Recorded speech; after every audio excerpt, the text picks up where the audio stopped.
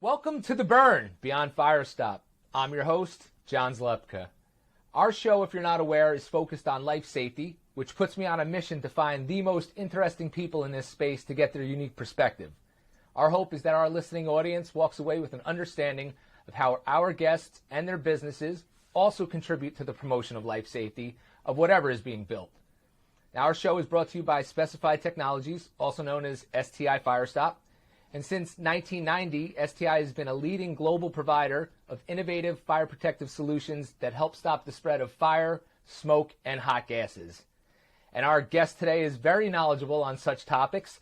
Sean DeCrane is retired as a 25-plus year veteran of the Cleveland Fire Department, Division of Fire. He also served in various roles, Director of Training, Chief of Operations.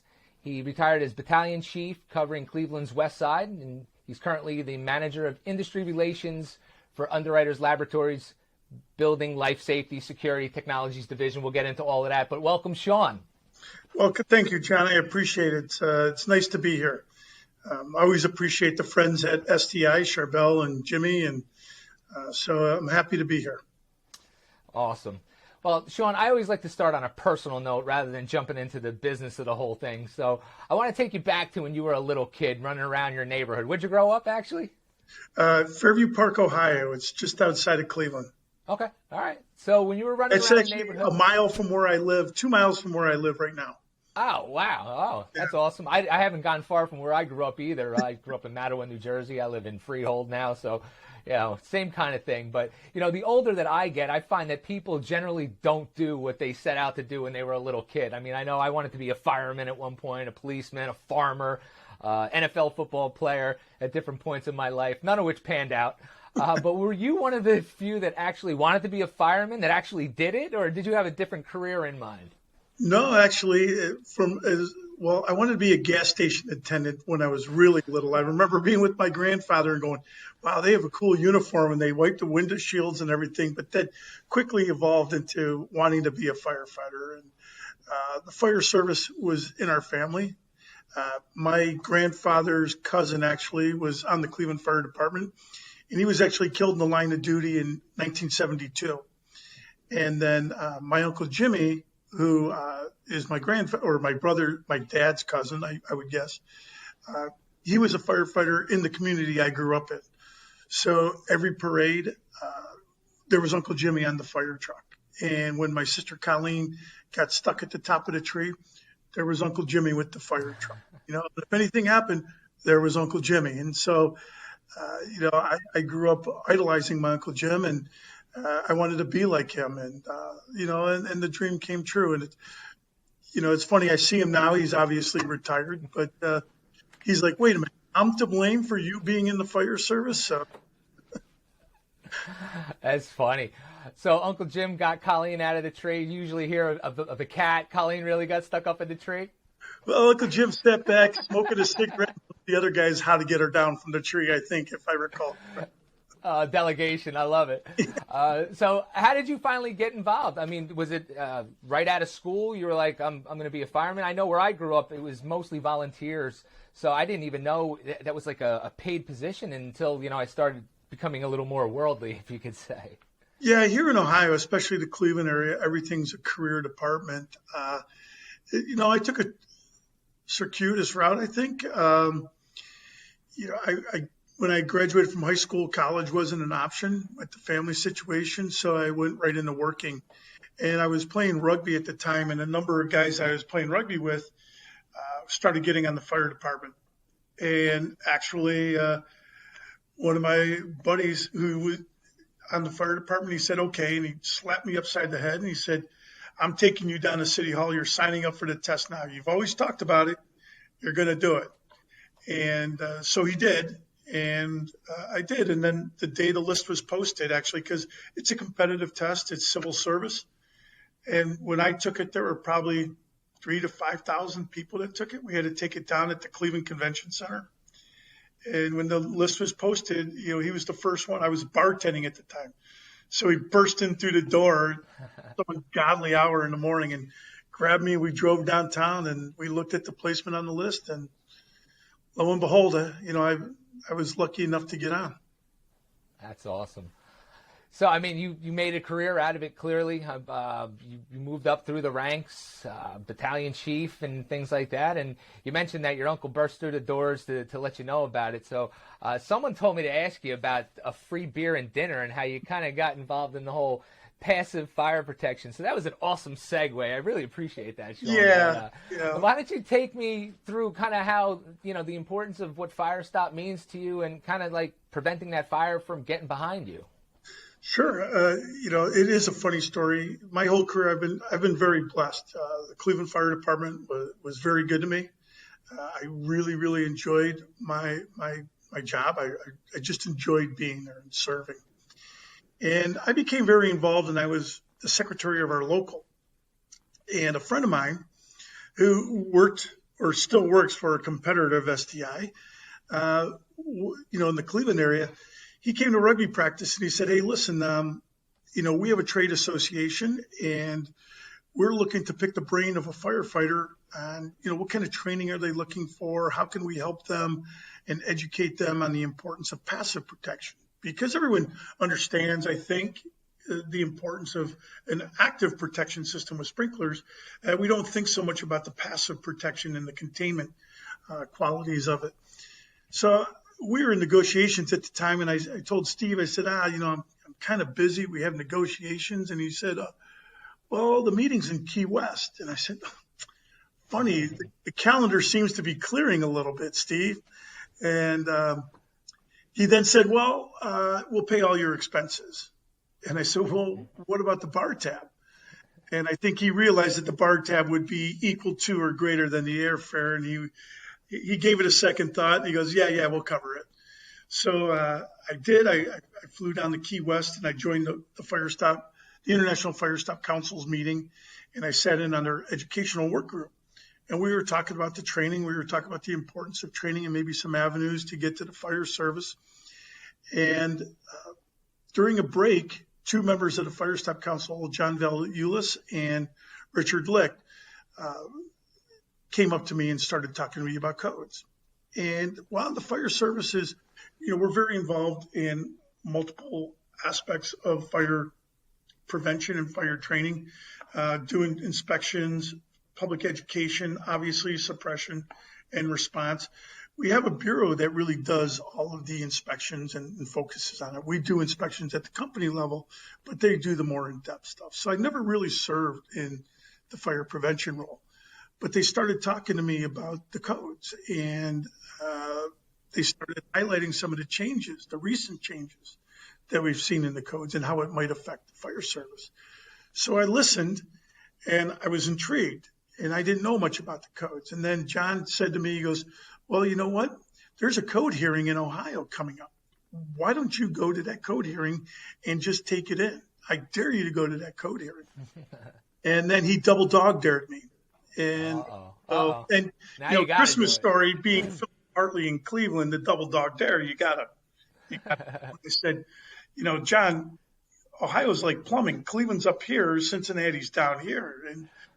But I went, and it was very, very interesting. What I saw I saw a lot of people that were committed to not only fire safety, but safety in general. But I also saw a number of people at the microphone that were speaking to the goals of the fire service, what our tactics were, what our tactical priorities were, what our concerns were, what our levels of risk were. And it was very obvious to me that why many of these speakers were well-intended, that none of them had served on the fire department, none of them had ridden an apparatus, and none of them had crawled down a dark hallway. And so I followed that up with attending a code technology committee meeting in Chicago. And during that discussion, the topic of acceptable losses came up.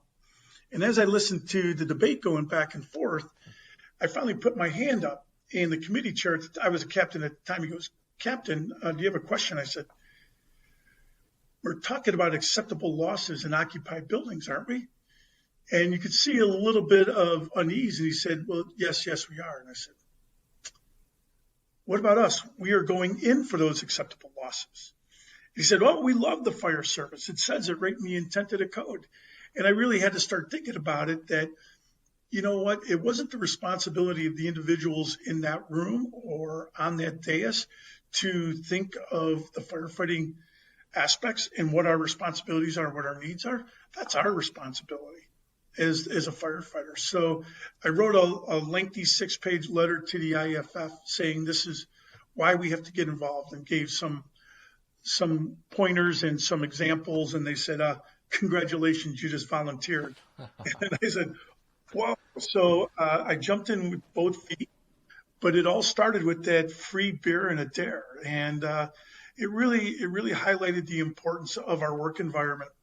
And I talk to the fire service a lot of times about improving their work environment. And some will think I'm talking about the station and improving the fire station or living conditions in the fire station. While that's important, really, if we want to impact that firefighter's work environment, we have to be involved in the process of how they're designed, built, and maintained. And that's our building and fire codes. And, we can fixate on one form of protection, such as active, but in the fire service, we don't put all our protection eggs in one basket. Our self-contained breathing apparatus has multiple alarms to tell us when we're running out of air. And so we want a balanced approach to protection also. Yeah, balanced approach. We actually talk about that a lot when we do trainings at STI, talking about safety layering, that active suppression also backed up by that passive protection. So that's awesome that you got involved in that. Is that sort of how you got into the UL Firefighter Safety Research Institute? Is that kind of where that came from as well? Actually, yes. In August 13, 2006 in Green Bay, Wisconsin, as I was working with the IFF, trying to get them more involved or interested in the codes, an event occurred in Green Bay where two firefighters were involved in a collapse in a single-family home. And the National Institute of Occupational Safety and Health, if there's a firefighter fatality in the line of duty, will come in and do an investigation. They issue a report that looks at contributing factors and some recommendations moving forward. It's a public report. It doesn't identify blame or lay blame, but it gives some recommendations. And one of the recommendations was to modify the building codes to require the protection of truss floor systems on the top and bottom to try to prevent this collapse from occurring again. So at the IFF, we said, what a novel idea. Let's take a recommendation from a NIOSH fatality report, try to make it reality. So I submitted a code change proposal to require a 30-minute bury in a residential occupancy. That didn't go over so well. If you think about a 30-minute rated floor in a single-family home. But it really started the discussion because the committee rejected it, and the committee rejected on some flawed reasoning. But one of the points that they made was there wasn't the substantiation through research or documentation to demonstrate the early collapse that we were seeing anecdotally, but that we could demonstrate, through the testing and research that these engineered systems were failing under fire conditions at such an early time period within the fire. Ironically, what was occurring at that time is the Assistance to Firefighter grant under the DHS and FEMA had just come into existence, where they were making money available to organizations to conduct research for firefighter safety. And UL had just received the first round of an AFG grant, and they were looking at the performance of lightweight floor systems under fire conditions. So while we were trying to get this code change accepted into the codes, UL was conducting this research. And why we weren't successful in that first go around, as we were going into the second opportunity to submit a code change, we took out the 30-minute rating. We looked for 5/8 gypsum board. UL published their report that definitively showed the early collapse. And so UL reached out to me, representing the fire service, invited me to start having discussions with them, and then also builders, realtors, the wood industry, and it really just started a partnership moving forward. And I found myself more and more involved in different research projects at UL. And then in 2008, UL kind of informally established a fire service advisory group. And then in 2011, they formally established a Firefighter Safety Research Institute. It's led by Dr. Stephen Kerber. And so I'm still one of the advisory board members of that group. I was going to ask if you're still involved with codes Oh, and standards. I'm in the office right now at FSRI. So how have you seen things change over the years? I mean, where are codes headed? Is there anything crazy? Or, I mean, does it really take disasters sometimes to, like, move things forward? Well, sometimes, unfortunately, it takes disaster. We made a lot of changes based on the collapse of the towers and the subsequent NIST report. I think we reset some items that were important to the fire service, maybe not today, maybe not tomorrow, but certainly could be relevant 10 years from now when that building is under duress. I think the codes are living documents. They're constantly open for modification. You're on a 3-year cycle, and sometimes it's easy to get fixed on a national level. And okay, we're working on the 2024 editions now. I'll sit on the residential code development committee next year. We're about to go into discussions for the building and fire code and some other codes this month, right? I think this coming week, actually, it starts the code hearings. So I think it's important to be vigilant, that we have to see some of the advances or continue to monitor the advances that we've made. I know when we got the lightweight protection into the code, we actually worked with the home builders to accomplish that. Once we had the data, once we could show them the concern and the resulting collapse, the home builders really were a pleasure to work with. So they're not blind to when you can produce data, but there were others that wanted to remove it out because they didn't feel it was important. So you have to keep your participation level going, and not just at the national level. I think it's important that we educate folks that they have to be involved at the state level too, where the codes actually are reviewed and adopted, and sometimes piecemeal. So you have to be vigilant at all levels. And it's like I said, I think it's important for the fire service and the building officials to be involved in that development because they're representing the public in that process. Yeah, it is very important to have those codes and standards in place, and then to have the third-party testing facilities like a UL to be able to, enforce that. So I guess let's jump over to UL now, I guess, because that's what you're doing these days, And for people that don't know, UL is a global independent safety science company with more than a century of expertise innovating safety solutions. I got that from their website. I was going to say, it's awfully efficient sounding. And I was on your LinkedIn profile just to get a feel for some of your dates, and it looks like, after spending the better part of your career in Cleveland, did you decide to take your talents to UL like when LeBron went to South Beach, or was it more like a Gronkowski thing and UL was like Tom Brady calling you out of retirement? Well, there's a point in your career where you start to see that, maybe it's time for another challenge. And I was reaching that point in Cleveland where, I was looking for another challenge, and not that the fire service isn't challenging every day, right? But there was the interest of having a bigger footprint, I guess is the best way to put it, being involved at an international level. And it just so happened at the time, Chris Hasbrook at UL, who's the vice president, we're the built environment now. We're no longer building life safety, security, and technologies. We're the built environment. But I had built a very good relationship with Chris over the years from the fire service perspective. And they were kind of looking for someone to come on board that would build on that reach out to the fire service, not just here in the U.S. or North America, but really our interest is globally and working with the fire service on a global scale, because many of our challenges are the same in the fire service, whether it's in the U.S. or whether it's in New Zealand or Australia or, if it's in Korea or Vietnam. And in some cases, fire burns the same. We're seeing some of the same materials in a global market that hit all these locations. Maybe some of the equipment is different and current tactics may be different, but we feel that our research is beneficial to all. So we really, we want to live to our mission, which is creating a safer living and working environment. And we wanted to do that globally with the fire service. So you mentioned globally, international. How are we in the U.S. compared to some of these other nations? Are we good, bad, both in some cases on standards or maybe even overall enforcement of them? I would say compared to some areas of the world, we're in great shape, right? You can go to some areas of the world where if they would just adopt an electrical code, they would be far greater, far more advanced. But, I guess different areas of the world have different approaches and different focuses. You may go to Europe and see more of a focus on compartmentation and containing that fire.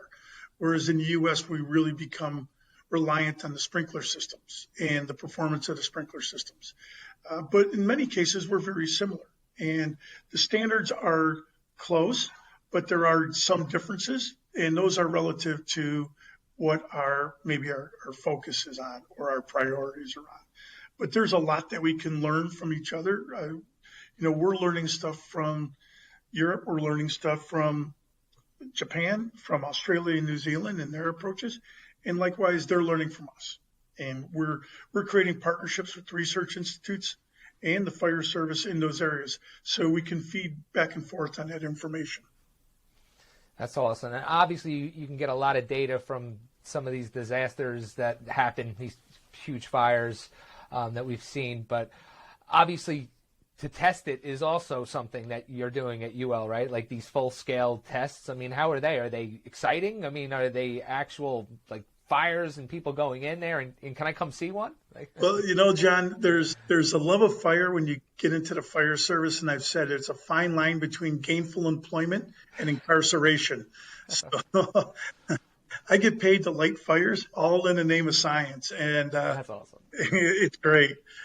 But I think the most exciting thing is the emerging technologies. Obviously, lithium-ion batteries, renewable energy is a very hot topic, sorry for the pun, but a very interesting topic. And not just here in the U.S., that is something that is global, that we are sharing our experiences globally, and we're trying to learn from others with the UK, with Australia, especially down there as they focus more on these renewable energies. We have seen incidents here in the U.S., an incident in Arizona that resulted in the injuries to 4 firefighters in a response to a battery system. We actually, through the Firefighter Safety Research Institute, went and conducted an incident review, very similar to a NIOSH report, not blaming blame, identifying contributing factors, and then identifying some recommendations moving forward. But I still work with the fire service, it seems almost daily, like the International Association of Firefighters, who I represented for over a decade in the code process. I still work with them almost daily. And one of the exciting things we have going now is we are in an agreement with the Department of Energy, really looking at residential energy storage systems and developing firefighter considerations, which will mean that we're going to have to go and burn. We're going to have to test. But we're seeing that in other emerging technologies too. We have the capabilities to do that kind of testing in multiple locations and in multiple settings. And then the fire service is there to help us develop some of the considerations for their members as they respond to these emerging issues.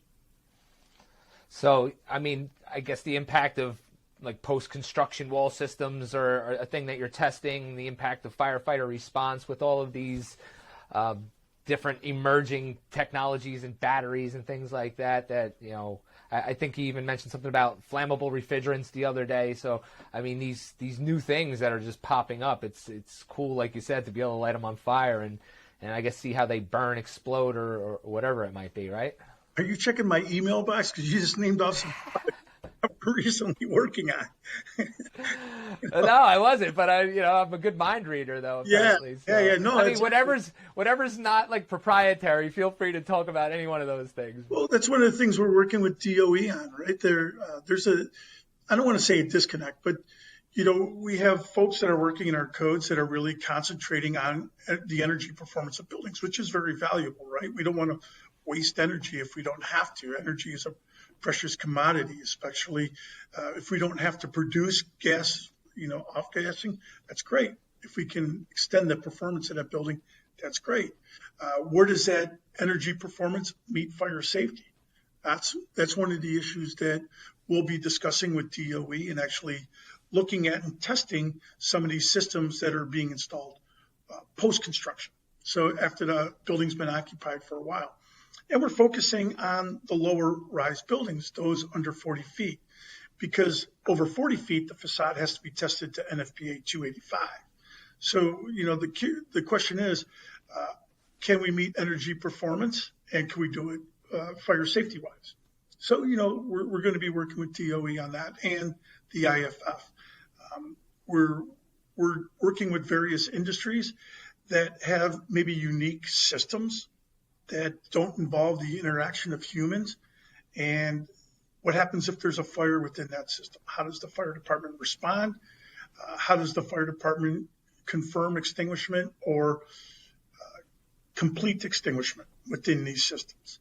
So we're actually working with one manufacturer to bring in some fire service experts that are dismantling these systems to try to figure out a way that we can maybe advise and train the fire service how to handle a fire in the system, which helps that manufacturer at the end of the day, and it certainly helps the fire service and it helps the building owner. So that's the exciting thing that we can do, and that we're really trying to bring folks together to find solutions. Right, and there's all different types of solutions for all different types of construction, right? So there's never a silver bullet, right? No, never one answer. So, one of the other things I know that you're involved in is like the mass timber construction and like cross-laminated timber. Some of those higher rise constructions using wood at this point. So, what are some of those challenges that you're seeing there in either construction and or testing or getting that whole thing going? Yeah, I think that really is a success story, that issue. And that started back in the 2018 development of the building code, when the American Wood Council was looking to raise the height and area allowances, for mass timber. And I was representing the fire service at the time. I was on Cleveland, and I just didn't think they were producing the technical data that would justify that. And so it was disapproved at the final action hearing, but the wood industry, the building industry, building officials, we from the fire service all approached the ICC and asked them to appoint a committee to really look at this. And they did. They established an ad hoc committee that had cross-representation of a number of industries and a number of disciplines that were involved. And the group, Steve Giovanni from Las Vegas, actually was our chair. And the group really worked hard together and identified some funding, and we did some fire testing. And we also based some of our discussions on previous testing that was done by the National Research Council of Canada. And what we identified is there was a concern with the adhesive that was being used in some of the CLT panels. And we were realizing early delamination that caused a secondary flashover in the room. So while that standard wasn't within our purview, representatives from that standard, the PRG 320 standard, were involved in our discussion. And working together, they identified some testing solutions that I think really allowed our ad hoc committee to move forward in raising the height and area allowances within the building code. It just shows the interest that was out there, that all of these proposals, I think we'd had 14 proposals from our ad hoc committee. They all passed overwhelmingly because building officials were being pressured to, hey, approve this innovative development, right? We want to be on the cutting edge. A lot of the politicians want to be seen as that green politician, innovative technology, innovative buildings coming into their market. And we just needed a pathway to do it consistently. So if they're going to build it in Cleveland, which they are, they're just capped, I think, the 9th story in Ohio City, Cleveland, which is just across the river from downtown. Or they're building it in Milwaukee, which is going to be 25 stories. Or if they're building it in Portland, the standards or the codes that they're using will be consistent. So the fire department understands how they can deal with it and what they're going to deal with. So I think it was a real success story of how multiple interests came together and worked together to find solutions to a challenge that was facing us. And the Firestop industry is, I know, going to have to do research on this too. So you have a wood wall there, and if it has one layer of gypsum board to meet a 2-hour required performance, will that Firestop system adhere to the wood? What happens if the wood pyrolyzes and is consumed? And will that system perform as designed? So those are questions that I'm confident industry will find solutions for. So are you involved in helping UL find Firestop industry system solutions for cross-laminated timber? Or no, how I'm does not. that work? Yeah, no, I'm not necessarily.